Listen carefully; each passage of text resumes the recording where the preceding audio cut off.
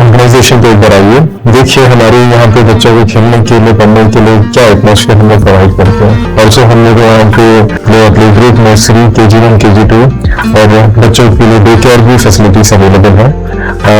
शाम के वक्त बच्चों को ट्यूशंस का भी हम लोग प्रोविजन करते हैं। तो हमें एक ऐसा स्कूल चाहिए था जहाँ पे बच्चे को डिसिप्लिन से ज्यादा प्यार मिले और केयरिंग है और अपने बच्चों की तरह केयर करते हैं। बहुत अच्छा स्कूल है, पर्सनल अटेंशन देते हैं हर एक बच्चे को, बहुत सारा एक्टिविटीज भी सिखाते हैं, योगा भी सिखाते हैं। हम अपने बच्चों के लिए एक अच्छा प्ले ग्रुप ढूंढ रहे थे तो हम इस स्कूल में आए। यहाँ पे बहुत अच्छा लगा, मतलब यहाँ स्पेस बहुत अच्छा है। Staffs are very friendly and kind and children able to communicate whatever is happening in the school to us. तो जब यहाँ आया हुआ था सब तमिल बात कर रहा था, लेकिन अभी हिंदी इंग्लिश वगैरह सब कुछ बात कर रहा है। वैसे क्लीनलीनेस सब कुछ बढ़िया है यहाँ पे।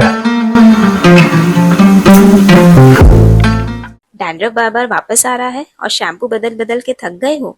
Well then this reel is for you. Problem आपके शैम्पू में नहीं, प्रॉब्लम गलत चॉइस में है। अगर आपका स्कैल्प कुछ ऐसा दिखता है जिसमें स्मॉल वाइट पाउडरी डैंड्रफ है, इसका मतलब है आपका स्कैल्प ड्राई है। ट्रीटमेंट सिंपल है, आपको जरूरत है जेंटल शैम्पूज की, mild nourishing conditioner and limited oiling. ये सबसे कॉमन डैंड्रफ है। इसका रीजन फंगल इन्फेक्शन होता है। इसमें आपको कुछ इस टाइप के येलोइश फ्लेक्स मिलते हैं along with oily scalp and itching. इसके लिए आप कुछ ऐसे एंटी डैंड्रफ शैम्पूज यूज कर सकते हो but with no oiling at all. वही अगर आपको सिवियर थिक फ्लेक्स है along with redness and itching, then ये सिर्फ डैंड्रफ नहीं, सोरियासिस जैसी सिवियर कंडीशन हो सकती है। इसके लिए आप ये शैम्पूज यूज कर सकते हैं, बट याद रखिए सिर्फ शैम्पू से काम नहीं चलेगा, आपको जरूरत है डर्मेटोलॉजिस्ट कंसल्टेशन की। जय हिंद, मैं यामिन न्यूज अंडमान 24/7 में आप सभी का स्वागत करता हूं। इस वक्त हम हमारे शहर श्री विजयपुरम के गोविंद बल्लभ पंत जीबी पंत अस्पताल के सामने खड़े हैं। एंड जैसा मैं अक्सर कहता हूं कि जीबी पंत अस्पताल के अंदर वीडियोग्राफी फोटोग्राफी की मनाही है, तो इस आदेश का सम्मान करते हुए हम जो है बाहर रास्ते पर खड़े हैं। यहाँ से जुड़ी एक जानकारी आप लोगों को देना चाहते हैं। अभी कुछ समय पहले हमें एक फोन कॉल आता है एंड ये बताया जाता है कि यहाँ पर एक 75 वर्षीय महिला है जिसके शरीर में घाव हो चुका है, जैसे बेड सोर जिसे कहा जाता है अंग्रेजी में। तो ये घाव लेकिन कभी कभी जानलेवा भी होता है, तो इसे जो है अगर पहले स्टेज में ही इसका इलाज करा दिया जाए तो सबसे बेहतर वही होता है। लेकिन अगर किसी भी वजह से इसमें ढिलाई होती है, देरी होती है, तो ये घाव जो है धीरे धीरे बढ़कर काफी दर्दनाक बन जाता है। इसके अलग अलग परिणाम हमें देखने को मिल सकते हैं। तो जो महिला है 75 वर्षीय मिसेज मिंज, कुछ समय पहले जो है उनको ब्रेन स्ट्रोक भी हुआ था, ब्रेन हैमरेज की भी वे शिकार हुई थी। एंड उनके परिवार वालों ने जो है उनका लगभग, हमें जो जानकारी मिली है सूत्रों से, 5 लाख रुपए खर्च करके मुख्य भूमि लेकर गए थे, क्योंकि उस स्ट्रोक के बाद में उनका जो है बॉडी पैरालाइज हो चुका था एंड उनके बाद वे जो है बेड रिडन हो चुकी थी। यूजुअली जब इंसान बेड रिडन हो जाता है, यानी कि उसे जो है उसका मूवमेंट ज्यादा नहीं होता है, ज्यादातर बिस्तर में ही पड़ा रहता है, उस वक्त एक बहुत गंभीर समस्या उसके शरीर में उत्पन्न होती है और वो होती है त्वचा का जो घाव होना। क्योंकि शरीर में ज्यादा हलचल नहीं होती है, मूवमेंट उतना होता नहीं है, तो एक ही जगह शरीर रह रहकर जो है उसमें घाव बनना शुरू हो जाता है त्वचा के। इसलिए डॉक्टर्स एडवाइस करते हैं कि थोड़े थोड़े समय में जो है बदन को हिलाना डुलाना चाहिए। बिस्तर में जो चादर है, तकिया है, उसके जो कवर होते हैं उसको लगातार बदलते रहना। इंसान ने जो कपड़ा पहना है उसे भी बदलते रहना, वरना बेड सोर होने के बहुत चांसेस होते हैं। इसी की एक पेशेंट है मिसेज मिंज जी, जो यहाँ पर आज 11 चरमा हॉस्पिटल से रेफर होकर आई थी, मगर हमें पता चला है कि यहाँ पर 12:30-1 बजे पहुंचने के बावजूद भी जो है उनको अब तक एडमिट नहीं किया गया। तो इसी मामले को लेकर हम जब यहाँ पर आए तो हमने भी पता लगाया एंड हमें पता चला कि उनका जो घाव है, इस तस्वीर को आप देखिए जो हमें सूत्रों से प्राप्त हुई है, ये उन्हीं के शरीर में जो घाव बेड सोर हुआ है उसकी एक तस्वीर है जो हम आपको ब्लर करके दिखा रहे हैं, क्योंकि ये बहुत ही विचलित करने वाली तस्वीर है। काफी बड़ा जख्म हो चुका है उनके शरीर में, और एक नहीं, शरीर के अलग अलग हिस्सों पर उनको ये जख्म हुआ है।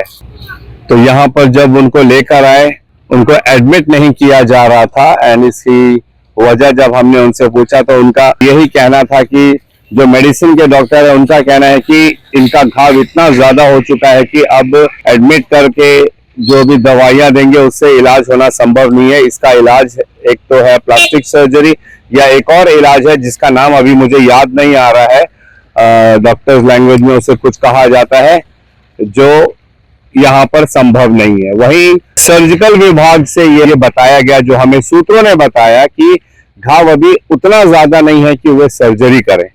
अब इस डिलेमा में जो पेशेंट के परिवारजन है वो क्या करें? उन्हें तो अपने परिवारजन की चिंता है। वे चाहते हैं उनके जो परिवार के सदस्य हैं, मिसेस मिंच, जो एक बुजुर्ग महिला है, उनका तुरंत इलाज हो। हमारे परिवार चाहे जितने बुजुर्ग क्यों ना हो जाए, वे हमारे लिए प्रिय होते हैं और उनकी जीवन हमारे लिए बहुत बहुमूल्य होती है। इंसान अपना हर चीज लगाने को तैयार हो जाता है अपने प्रियजनों के इलाज के लिए। और फिर हमारे अंडमान निकोबार की स्वास्थ्य सेवा की क्या बात करें, वो आप ज्यादा अच्छे से जानते हो। ज्यादातर बीमारियों के स्पेशलिस्ट डॉक्टर्स यहाँ पे नहीं है, हाँ, मेडिसिन नहीं है, जरूरी उपकरण नहीं है ऑपरेशन कराने के लिए, दवाइयां तक नहीं है। कई केसेस में तो हमें यह भी सुनने मिला है कि यहाँ पे हैंड ग्लव्स नहीं है, इंजेक्शंस नहीं है। तो फिर इंसान किस भरोसे यहाँ पर आता है? लेकिन उसके बावजूद भी हजारों की संख्या में प्रतिदिन पूरे अंडमान निकोबार से लोग यहाँ पे दूर दराज आइलैंड्स वगैरह से, कोने कोने गांव से यहाँ आते हैं इस उम्मीद में कि यहाँ के डॉक्टर्स उनका इलाज करेंगे। यहाँ आने के बाद पता चलता है कि संभव नहीं है, क्योंकि स्पेशलिस्ट डॉक्टर्स नहीं है। इनको मुख्य भूमि जाना पड़ेगा। हमें यह भी पता चला कि परिवार वालों ने इनका इलाज प्राइवेट हॉस्पिटल से भी कराया था, मगर वो ज्यादा उतना फ्रूटफुल नहीं रहा, उसका कोई लाभ इनको नहीं हुआ। माताजी की हालत में ज्यादा सुधार देखने को नहीं मिला, तो इसलिए वे जो है आज यहाँ पर लेकर आए। लेकिन अभी जब हम अंदर गए थे तो हमें पता चला है कि मेडिसिन डिपार्टमेंट उनको अटेंड कर रहे हैं, डॉक्टर ओमकार सर उनको अटेंड कर रहे हैं। एंड आगे जो भी होगा, एंड आगे उनका जो है अब इलाज वहीं पे कराया जाएगा। हमने उनकी बेटी पद्मिनी जी, हम उनसे भी मिले और उन्होंने भी हमें कुछ कुछ जानकारी दी एंड उम्मीद जताई है कि यहाँ पर उनका जो है सही से इलाज होगा एंड वे अपनी माता जी को जो है स्वस्थ हालत में यहाँ से लेके जा पाएंगे। तो आप लोगों को अंदर का कोई विजुअल्स तो दिखा नहीं सकते हैं, ना ही डॉक्टर से बातचीत कर सकते हैं, लेकिन हमारा प्रयास रहेगा कि हम पद्मिनी जी से बात करें एंड और जानकारी आप लोगों के समक्ष रखें। तो पेशेंट रायमुनी मिंच जी की बेटी हमारे साथ है, पद्मिनी जी, एंड हम पद्मिनी जी से जानेंगे थोड़ा डिटेल में। कृपया बताएं कि आपकी माता जी को क्या प्रॉब्लम हुई थी एंड यहाँ पर आने के बाद में क्या हुआ। जय हिंद। नमस्कार।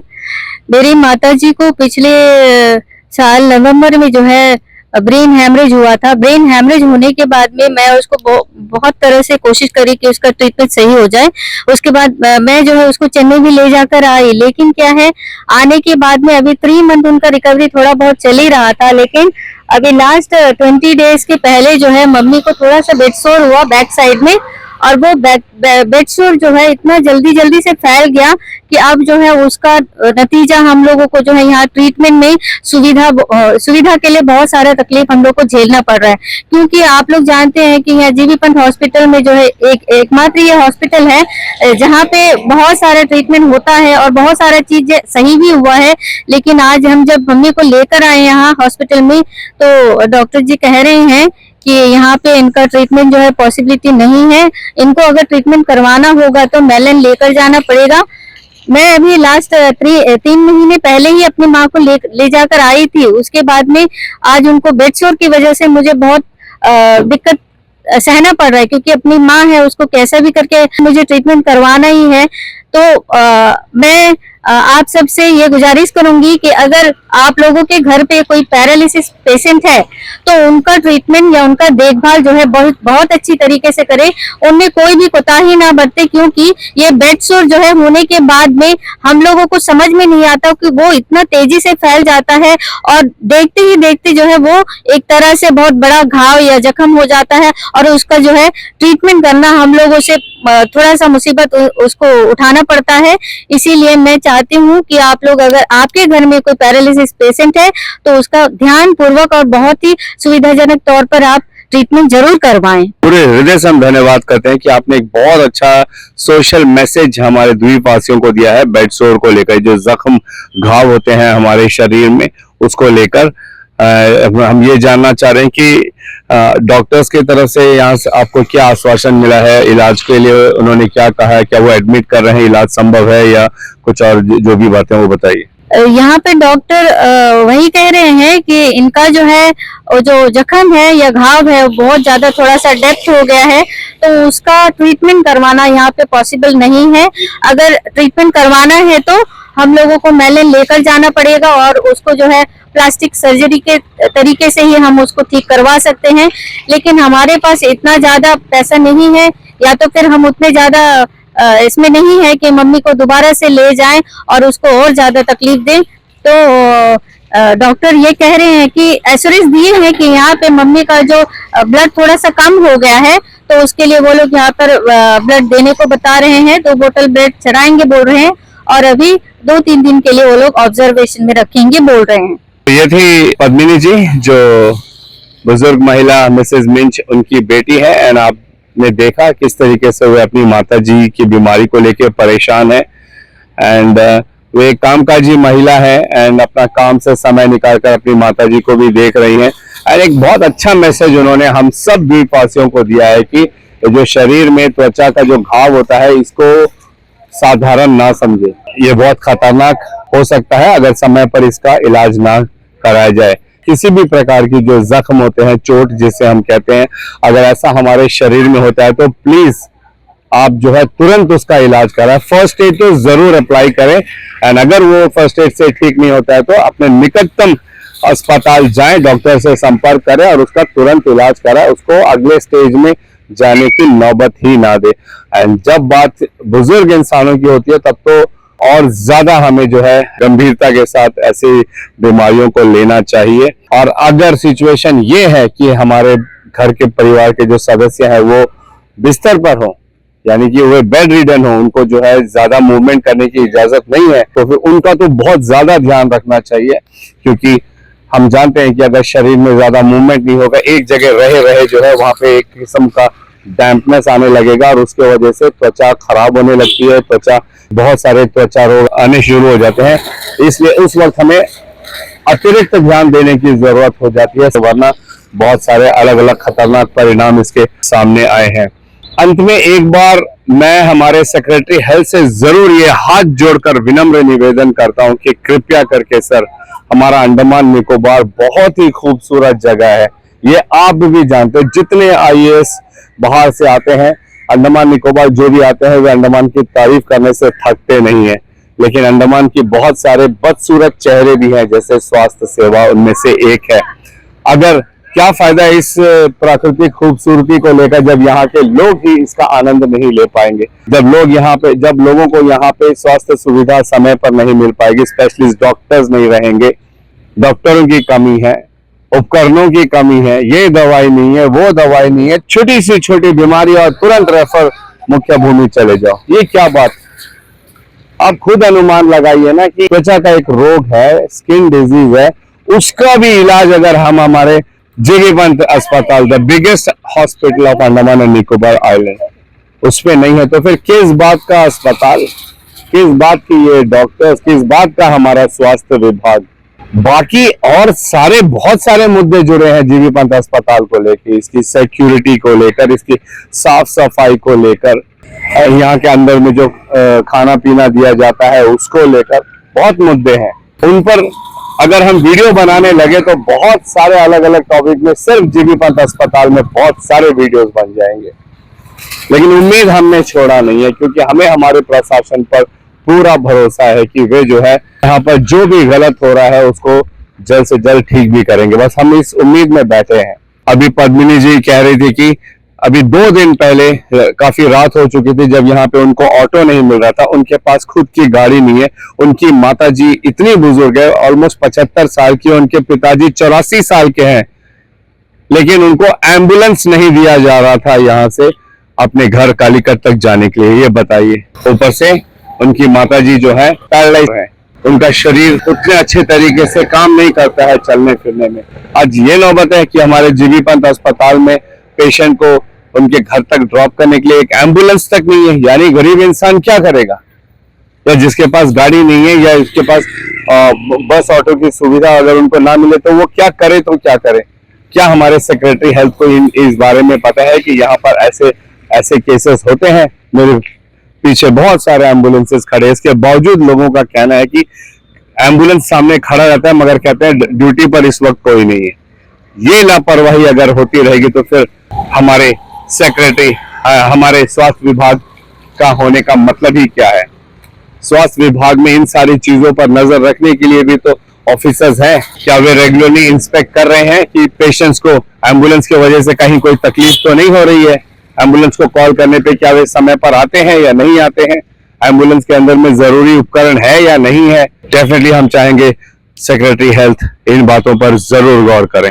जब भी हमें ऐसा कोई मामला दिखता है, हमारे सामने आता है, तो हम तुरंत उसकी जानकारी जो है आम जनता तथा प्रशासन को सोशल मीडिया के माध्यम से अपने यूट्यूब चैनल के जरिए देने का प्रयास करते हैं, जहां पे हम जो घटना यहाँ पे घट रही है, जो भी सिचुएशन है, उसको हम आप लोगों के समक्ष हूबहू रखते हैं, पूरी पारदर्शिता के साथ रखते हैं, ताकि आप लोगों को पता चले क्या सिचुएशन है। पेशेंट यहाँ पर आ रहे हैं मामूली से मामूली बीमारी को लेकर और उनको दवाइयां नहीं मिल रही है, उनका इलाज यहाँ पे संभव नहीं है। अब उस बेड सोर को ठीक कराने के लिए उनको प्लास्टिक सर्जरी करानी पड़ेगी।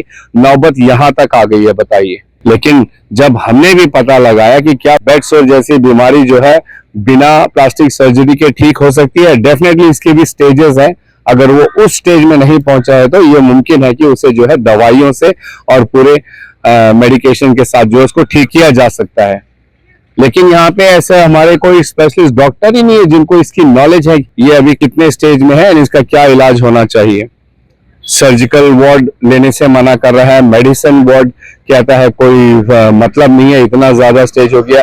क्या इस प्रकार की जो जवाब है इससे हमारे द्वीपवासी संतुष्ट होंगे? क्या इससे हमारे द्वीपवासियों का इलाज हो पाएगा? ऐसे जवाबों से तो संभव नहीं है। और हर कोई उतना पैसे वाला नहीं है कि हर 2-3 महीने में जो लाखों रुपए खर्चा करके मुख्य भूमि जाए। पैसे तो पैसे, उनका समय, एनर्जी, हर चीज लग जाती है एक इंसान को।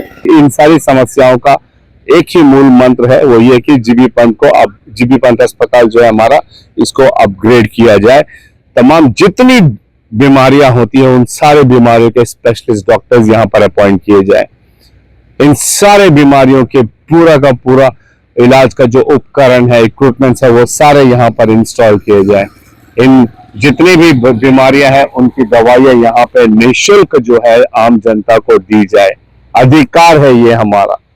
मैं बार बार यही कहूंगा, हर चीज को लेकर, स्वास्थ्य, शिक्षा, सड़क, बिजली, पानी, ये आम जनता का अधिकार है, क्योंकि इसके लिए हम कर अदा करते हैं, टैक्स देते हैं, वो भी बहुत सारा टैक्स देते हैं, एक एक चीज में हम टैक्स देते हैं।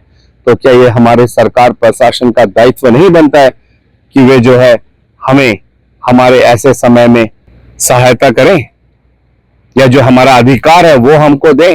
मदद भी ना करें आप, लेकिन जो हमारा अधिकार है, जो हमें मिलना चाहिए, वो तो दें। आज एक इंसान को अपने माताजी के त्वचा रोग के लिए, उस इलाज के लिए लाखों रुपए खर्च करके मुख्य भूमि जानी पड़ी। ये नौबत है हमारे स्वास्थ्य विभाग की। सेक्रेटरी साहब से एक बार फिर निवेदन करता हूं कि कृपया करके समय समय पर हफ्ते में कम से कम 1-2 बार जीबी पंत अस्पताल जरूर आए। यहाँ का सिक्योरिटी सिस्टम देखें, यहाँ पे जितने स्टाफ तैनात है ड्यूटी पर, वे रेगुलरली ड्यूटी कर रहे हैं, नहीं कर रहे हैं, इसका इंस्पेक्शन करें। साफ सफाई को लेकर इंस्पेक्शन करें। यहाँ पे किस स्टैंडर्ड का और क्या क्या खाने पीने में दिया जा रहा है, ये इंस्पेक्शन करें। यकीन मानिए बहुत सारी समस्याएं यूं ही सुलझ जाएंगी। रही बात स्पेशलिस्ट डॉक्टर्स की, उपकरणों की, दवाइयों की, तो वो आपने ही मिनिस्ट्री से अप्रूव कराना है, वो आम जनता नहीं कर सकती है। हम अपना कर अदा कर रहे हैं। आपके पास भरपूर लाखों करोड़ों रुपए आ रहे हैं हमारी सेवा के लिए, लेकिन हमें अपना अधिकार नहीं मिल रहा है, और इस तरीके से हमारे द्वीपवासी जो है भारी संकट में आ रहे हैं। इस वजह से हम द्वीपवासी जो है अपने परिवार के सदस्यों को छोटी छोटी बीमारियों की वजह से खो रहे हैं। अगर मैं गलत कह रहा हूं तो कृपया करके कमेंट सेक्शन में जरूर बताइएगा, और अगर मेरी बातें सही है तो कृपया आप लोग भी आवाज उठाइए, कमेंट सेक्शन में बताइए क्या करना चाहिए क्या नहीं करना चाहिए, हमारे सेक्रेटरी हेल्थ को क्या करना चाहिए नीचे, हमारे यहाँ के MS जो मेडिकल सुपरिंटेंडेंट है उनको क्या करना चाहिए नहीं चाहिए, ताकि हमारा जीबी पंत अस्पताल जो है पूर्ण रूप से सही तरीके से संचालित हो, और यहाँ पे जो भी हमारा अधिकार है, द्वीपवासियों का, आम जनता का अधिकार है, वो यहाँ पर मिले। ऐसी और अपडेट्स के लिए आप हमारे साथ जुड़े रहिए। फिलहाल कैमरा पर्सन दीपिका सोनी के साथ में यामिन, न्यूज अंडमान 24/7। जय हिंद।